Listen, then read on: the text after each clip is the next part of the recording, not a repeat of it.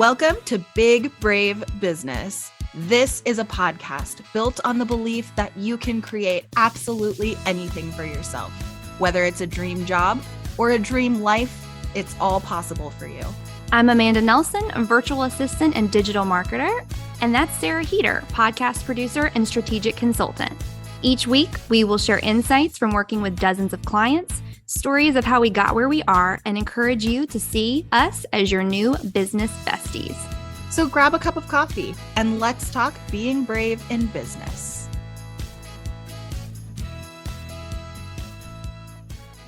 Welcome back, episode 3. Here we go. What are we talking about? We're talking about goal setting. We're headed into the new year, and I think it feels natural that we talk about our goals for the year and discuss maybe some celebrations from 2022. Totally. I think goals are so important. I mean, in life, but also, and this is totally my Enneagram 3 talking. There's research around the idea that you accomplish more when you set a goal, that if you set a goal, you actually are going to achieve more than if you don't set one at all.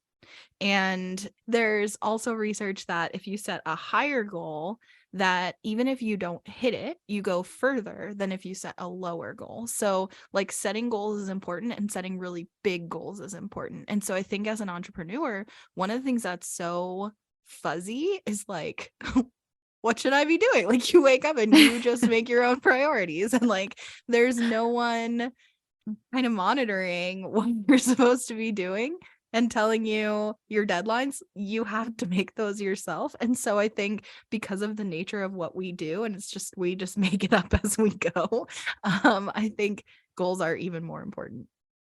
Let me ask you a question. Are you a resolutions person? Because there's a big difference between goals and resolutions in my mind.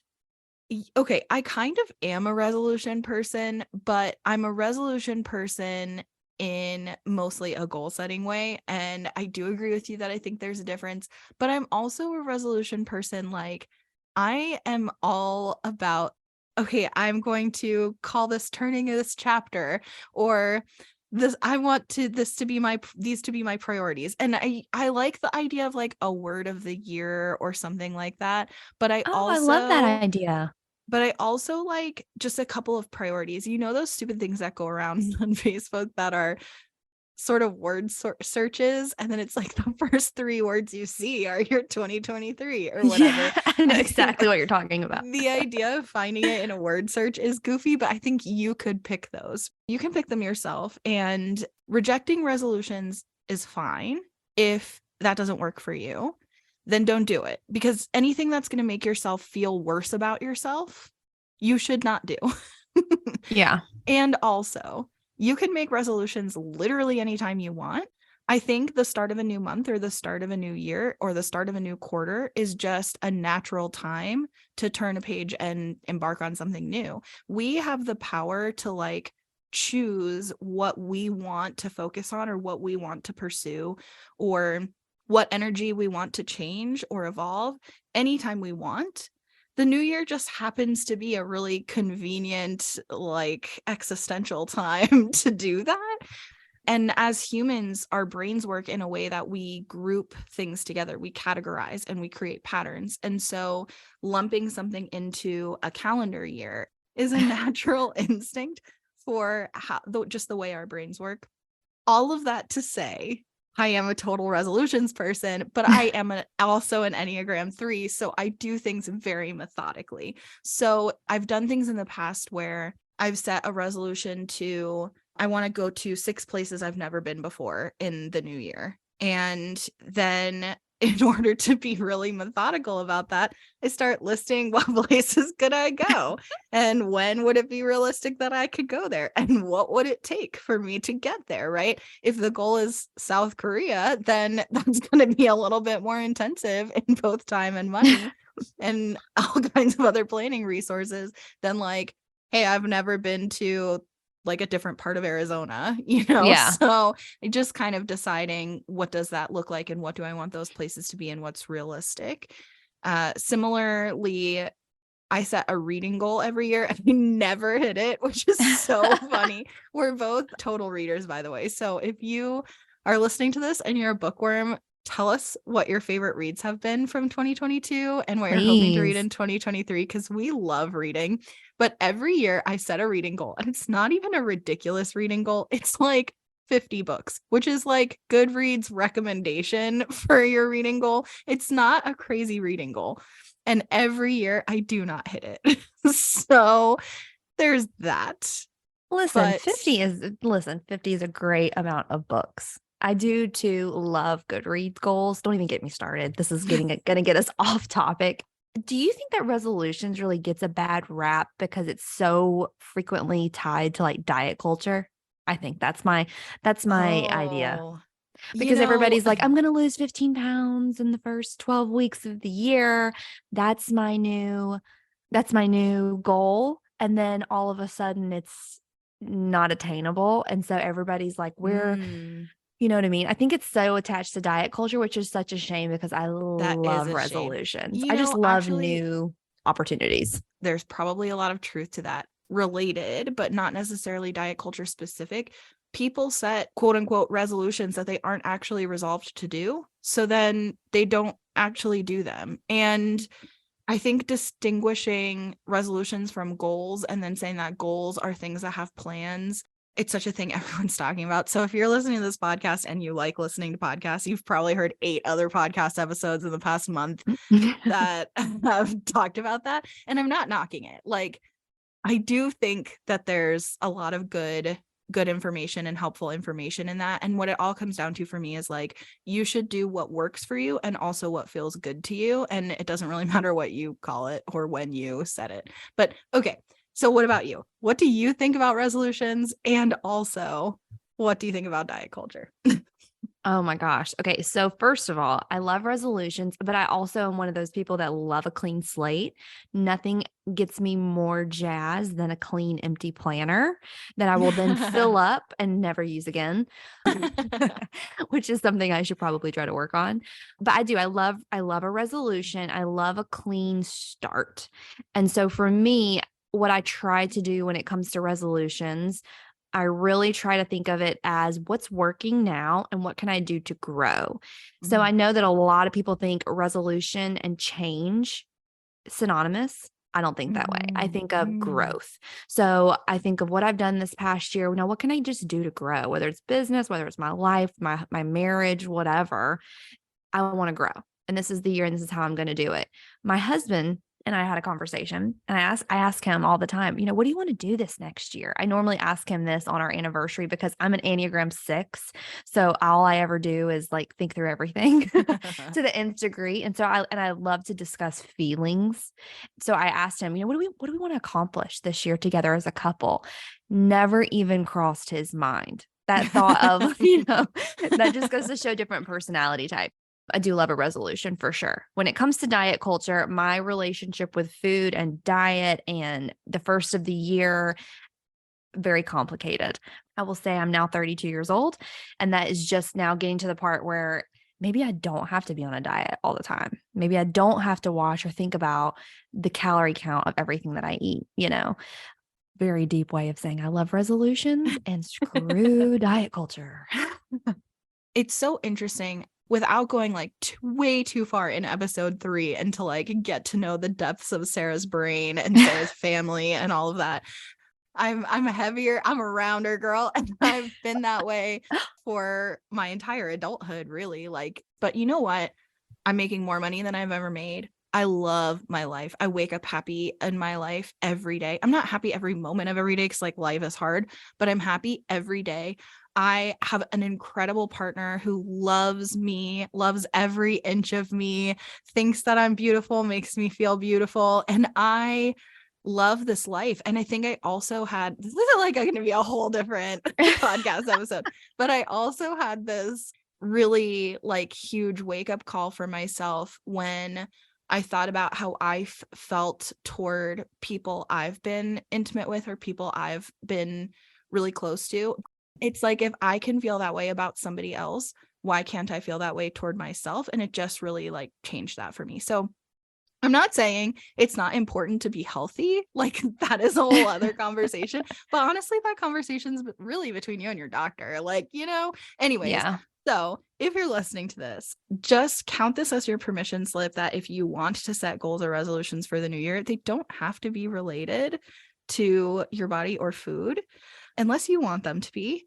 And again, I'm just going to re-emphasize it's two parts for me. It's what works for you and also what makes you feel good about yourself. Life is too short to feel bad about yourself. So if something makes you actively feel bad about yourself, that's something, as my friend would say, to double click on. I love Why that. am I doing this?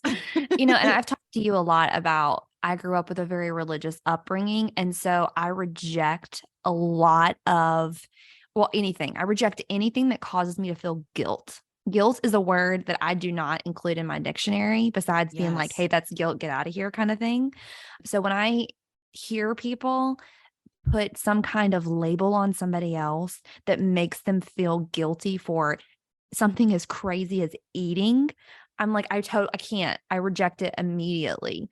And also, I think that the worst kind of guilt is the guilt we put on ourselves. And I think the biggest lesson for me in 2022 was to continue on the journey of not feeling guilty about anything. At the end of the day, Yeah. you owe nothing. You owe nobody nothing. You don't owe nobody nothing. Is that right? You don't owe anybody anything. There you go. At the end of the day, people are responsible for how they choose to feel. And I think you can only do the best that you possibly can. Now, am I saying that you can go rage out on somebody and it's not your fault? No. But I'm also saying don't allow somebody to make you feel guilty about something like what your body looks like. Are you kidding me? Right. I mean, it's 2022. We do not have time for this garbage. Nope. For me, it's always, I've been a thinner person my entire life. So anytime I do gain weight, like when I was in college or when I started working from home, I put 10 pounds on in like the first 2 months just because I wasn't as active as I used to be. It's I feel like it's very noticeable to people because I am a thinner build. So it feels sad to me that it's an issue either way.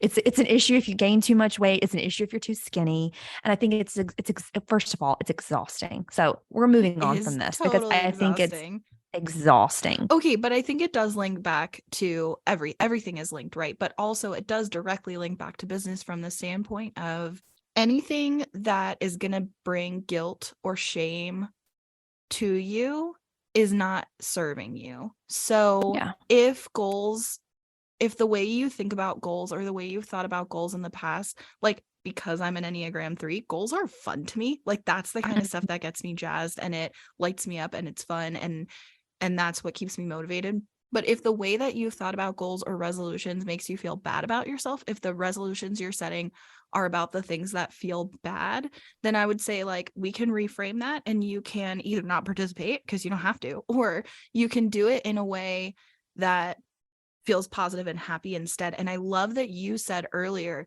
you like looking at what is working well and how do I do more of that, right? Because that's different than saying, I hate this or I don't like this and I want to change it. You do have the power to change most of the things that you hate or don't like, but sometimes more realistically is working on the mindset of why you hate it. Like it depends on the thing. So I think it is all related.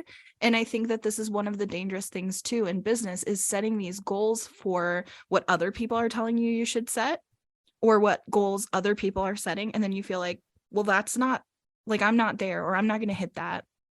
Or I set this goal and I didn't meet it and it felt bad. Right. And so if it's going to make you feel bad, then that's not serving you. Right. So piggybacking off of that, do you have any goals for 2023? I have a million goals for 2023. I'm still a little scattered about it because we're recording this in mid-December. And so when you listen to this, it will be after the start of the new year. I don't know when you'll listen to it. You could listen to it anytime you want, but it's coming out in January. And so hopefully I'll be more organized by then. But some big things that I'm working on with you right now are obviously this podcast and what we can do to really build and serve a community that we would want to be part of, and the community that we both feel like is missing on the internet, and we crave it. So there's a lot of goals around that. I really want to connect with as many other people as possible who, you know, are our kind of people who fit into this circle. Like if you and I are out here, then there's more of us. And so I want to connect with as many others as possible. I definitely also want to, of course, grow my own personal revenue. And there's some like personal stuff associated with that I want to achieve, as far as like my family, my household. We want a new living room set, and we also want a new patio furniture set and things like that. Like there's some expensive things that I hope come in 2023. I also, as far as my business goes, I'm working on a whole rebrand. I mentioned this briefly in a previous episode, but I started doing business under my name, just Sarah K. Heater, because I didn't want to have to come up with a business name. And so in the last 3+ years, I have come up with a name. I have registered it with the state. I am working on the trademark process and everything like that. So moving forward with being able to do business under the actual company, Podfox Media, moving away from doing business just strictly under my name, that's really exciting. And that's like a huge part of 2023 for me. Huge. So And exciting. yeah, so we're working on the branding for Podfox now, which is really exciting, and can't wait to show you. And then of course I want to travel all the places.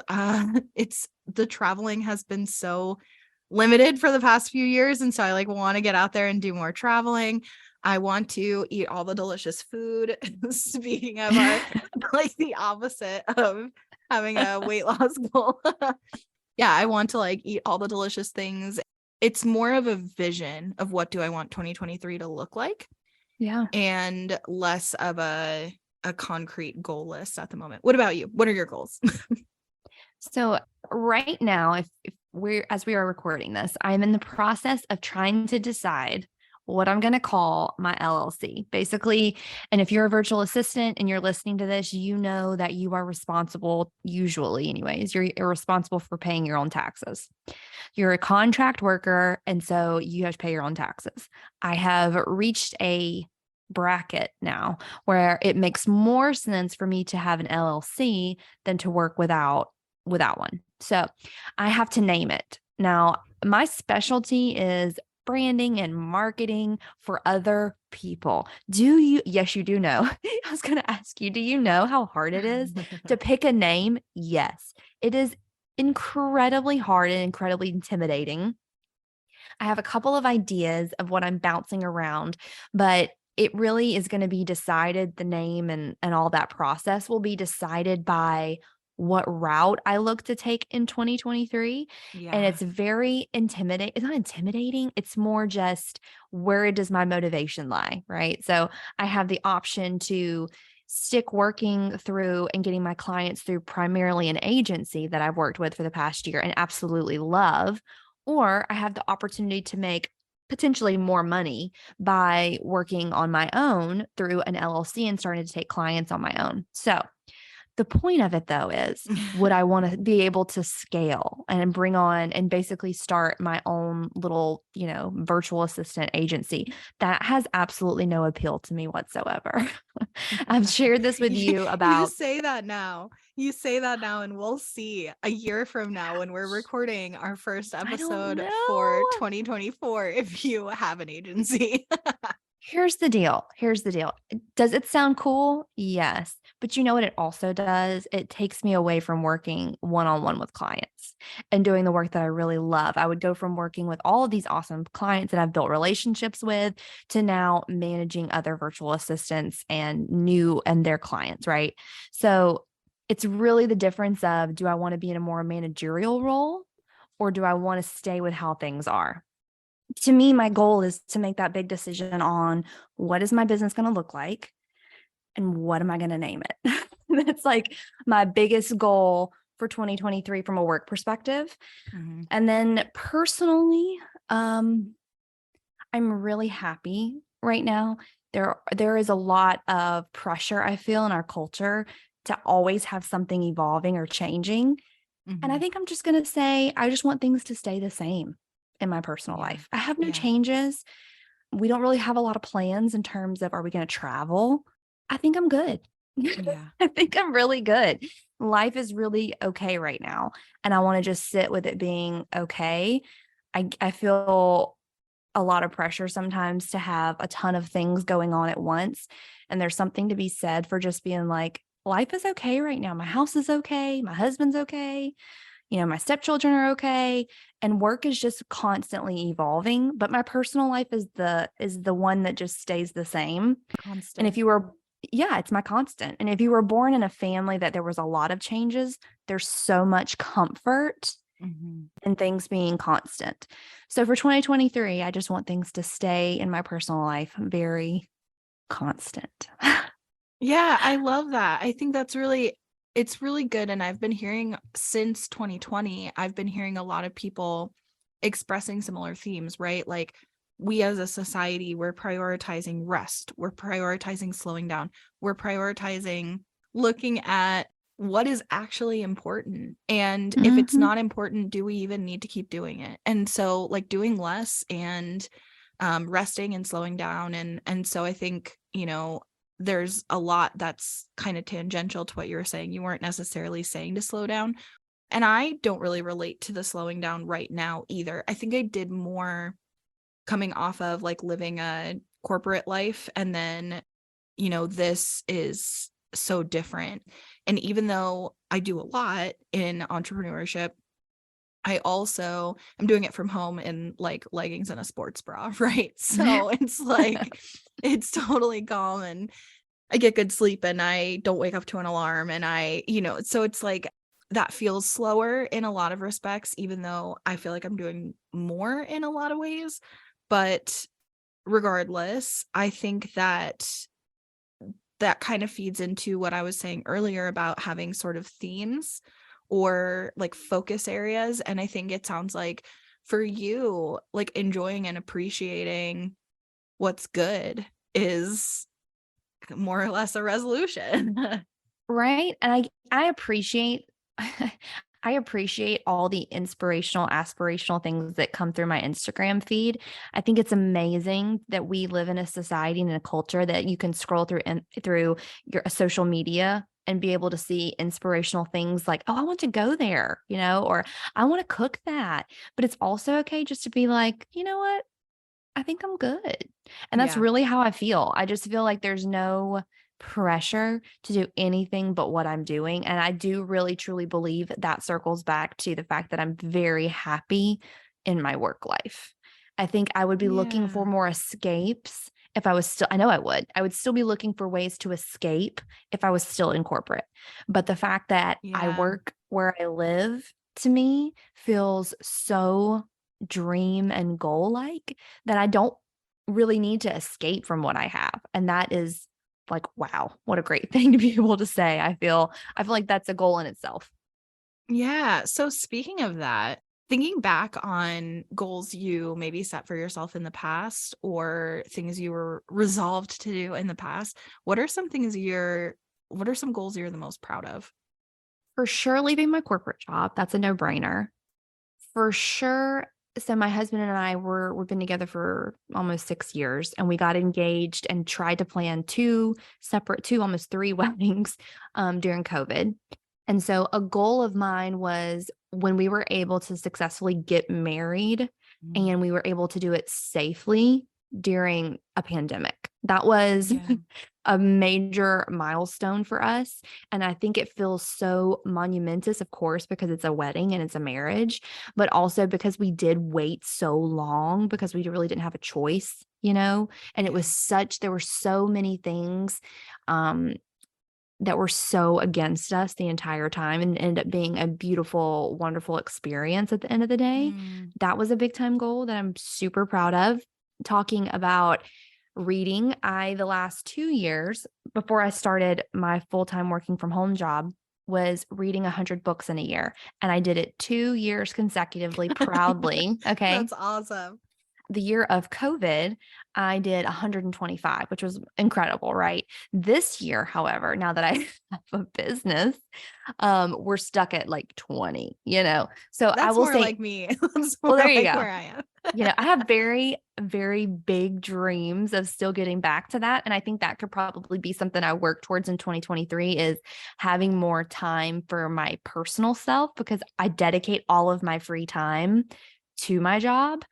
But at the same time, it doesn't feel like work to me. So it feels like a hobby almost in a way. Now, don't get me wrong. I do work for clients that this is work, right? This is not fun. But for the most part, my job is so great that I don't feel like I need that escape, as I mentioned before, where I think Yeah. reading was such a big part of what I did to escape my corporate life and dream about other things. Still, though, in the new year, I would love to be able to read again and set some Yeah. time and be conscious about the fact that I'm not giving myself that personal time. So I answered your question and then I raised you a question. So what's something that you're proud of that you accomplished? So the first thing that really comes to mind for me, and I hope that if you're listening, I hope you can relate to this. If not, I guess I'm just the weirdo, but because I have been the primary earner for my family of 5, and then actually at this point, which I don't think I've shared this on this podcast yet, but actually my partner now works for my business as well. So in a way, I'm the only earner for my family of 5 now. So and that's not, it's not accurate because he he helps me too. So like we He produces collectively earn, income through right? helping you. And so that allows me to grow this business. So this business is the income for my family. And so every single month when I pay my bills, it is an accomplishment. It's like I am pinching myself. I can't believe I can just do this. I can't Mm. believe that I could just decide I'm not going to get another job and I'm just going to see what I can build, and that it just is paying my bills 3+ years later. Like that's crazy. And so that is a huge accomplishment for me. Obviously, I want to do more than pay my bills, but every time I can pay my bills with the money that I earned off of the business I built from nothing, that is a huge, huge accomplishment. And so I feel that every time I pay a bill, which is really cool because paying bills sucks. It's like Mm. you watch all your money leave. So to have a positive association with, check this out, watch me pay this. Like I did that, That's so that's awesome. a huge one. And then another big one, also business related, that I would say is just a couple of weeks ago, we decided to go visit my brother who lives in Texas. And so Eric and I drove out there instead of flying because flights got expensive again. I miss the low airfare, but it seemed so expensive. And I have pretty severe asthma. So I'm kind of in the group that's more vulnerable for COVID anyway. And so if we're going to take that risk flying and it's going to cost a ton of money, like it's just hard to make that Mhm. worth it. And so we decided we were going to take a road trip together. We were going to stretch it out and make several stops along the way and really make it into what we wanted it to be. So we took 2 weeks to drive out there and spend some time at my brother's and then drive back. And I don't think, other than like summer camp, I don't think I've ever taken a 2-week trip in my life. And so to be able to just pick up and go felt really good, and I'm not sitting there feeling like this is using up all my PTO. What happens if I get sick? What happens if a kid gets sick? What happens if there's a family emergency? Like I don't need to be worried about using limited PTO, which feels like a Mhm. huge thing. And then also we paid for that entire trip in cash and still paid our bills. And so we had some unexpected expenses come up, kid related, which happens. And so like all of those things happening in the same month, and still being able to take that trip and pay for it in cash. And it was 2 weeks long. We stayed in hotels. We ate out every meal. I mean, it was wonderful. It was such a good Yeah. trip. And so just that we got to take the trip was great.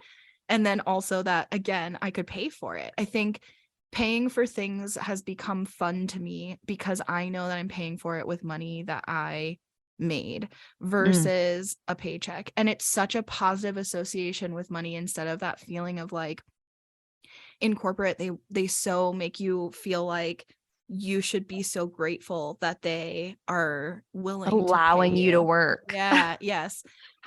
What gratitude that you are devoting all of your blood, sweat, and tears, all Right? of your time, all of your energy, all of It's your effort. crazy. Like, you're so lucky to get this paycheck and you should be so grateful. And you're so replaceable that if you don't want to do it, or if you don't want to do what we want you to, or if you don't want to show up, then or if we ever decide we're done paying you, there's a line out the door of people who can replace you, right? Like, that's how it feels. And in this case, like, this business is just mine. If I didn't do it, literally no one would. And it's not to say there are no other podcast producers out there. Of course there are, especially now, there's tons, right? But this business itself wouldn't exist if I didn't do it. So it's literally just my money. And that is so cool. I don't know. Anyways, long tangent, but I'm very, very, very proud of the money that I make and the money that I spend. Yeah. I will say, and I mentioned it in the last episode, looking at my income compared to what it was not even 5, 6 years ago is crazy to me. And I'm still growing. You know, this coming year will be the first full-time year that I've got to do this at a full-time big schedule, of work. And Yeah. so my biggest goal for myself financially would be to see 6 figures. And listen, the day that I hit a penny over a 6-figure income for the year, everybody will know about it because I will not be able to shut up about it. And it's not because I am like, oh, look at me. But it would be because I won't believe it. I will not believe it, even though I know the time I spend, I know the amount of effort that I invest into being a good virtual assistant and education and constantly being on the learning end of what I do. The day I hit it will be impossible to believe. Are you counting earning 6 figures as like in revenue or in taxable income? I am looking at it from taxable income.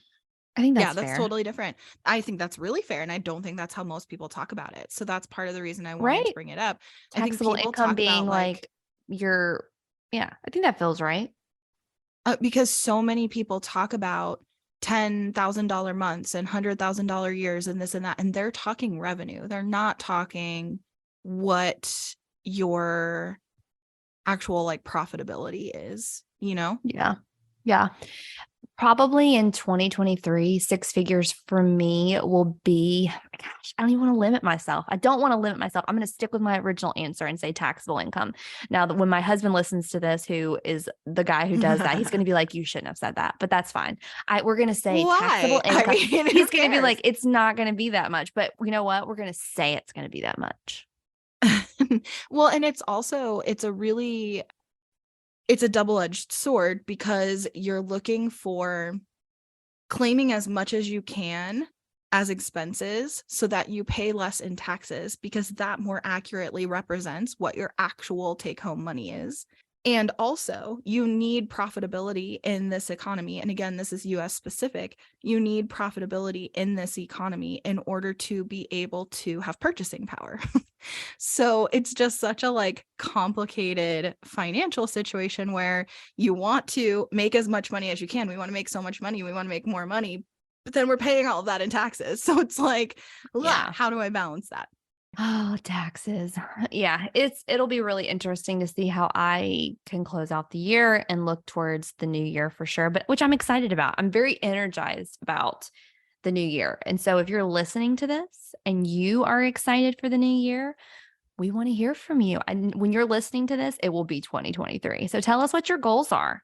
We want to hear Yeah. about what you want to accomplish this year and how we can support you and cheer you on. So Sarah, tell them where they can find us. Yeah. Find us on Instagram at Big Brave Business. And you can send us a message, or you can obviously share something and tag us, and we would love that. Or come check out what we have posted, leave us a comment and let us know, what are your goals? How do you think about goals? How do you think about resolutions? What goals are you proud of? Because we want to celebrate with you. That's a big thing we emphasized in a previous episode as well, but we're going to keep on saying it because we are as excited for you as you are for you. Exactly. So we'll talk with you guys soon and talk to you next week.